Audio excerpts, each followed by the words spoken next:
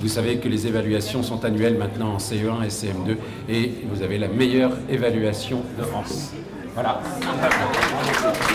Je suis très heureux déjà de voir le travail qui est fait par la municipalité, mettre à la disposition de la jeunesse et de toute la population d'un établissement de cette structure de formation, c'est vraiment magnifique. L'architecture est belle, je crois que ça a été bien pensé. Déjà de mettre l'école maternelle et l'école élémentaire ensemble, ça fait déjà un brassage de toute la jeunesse bémarossienne déjà. Donc sincèrement, on ne peut que se réjouir de voir ce genre de structure mise à la disposition de la population. Preuve que, premièrement, que la municipalité prend en charge, prend en compte ces problématiques, mais de pouvoir mettre en place ces structures, ça montre l'efficacité, le dynamisme de cette municipalité. Donc je félicite Harry Chalus et bien sûr de toute son équipe pour pouvoir travailler dans l'intérêt général de la population de Bémao. Effectivement, nous avons largement progressé. Ce n'est pas les présidents des collectivités majeures qui sont là et qui me mentiront. On a construit beaucoup de collèges, on a construit beaucoup de lycées et les maires ont été à la manœuvre aussi pour construire beaucoup d'écoles. Cette coproduction avec l'ensemble des collectivités, mais aussi du dynamisme de l'équipe municipale qui sait monter un dossier, aller chercher des financements croisés. Le conseil général a participé, le conseil régional a participé, bien sûr, les fonds européens. Donc je pense que ça encore, ça prouve, je le dis, le dynamisme et l'efficacité de l'équipe municipale et bien sûr de toute son administration de pouvoir aller chercher ces financements croisés nécessaires aujourd'hui pour mettre en place les politiques publiques, mais aussi avoir ces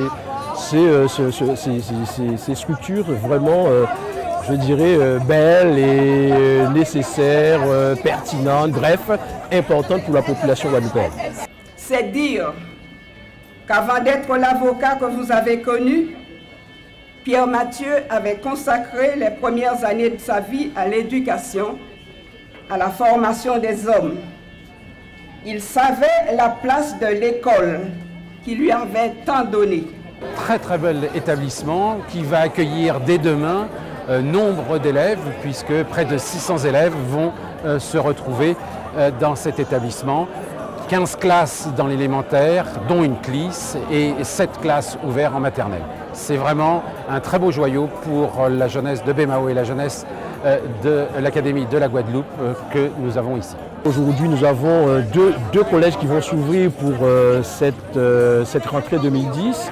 Il y a le collège du Moule qui est déjà très avancé, le collège de Capester-Bello sera en construction dès le début de 2011.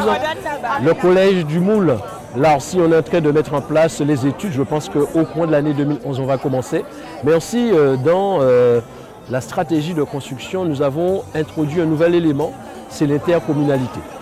Le collège du Moule prendra en charge un certain nombre d'élèves de Saint-François.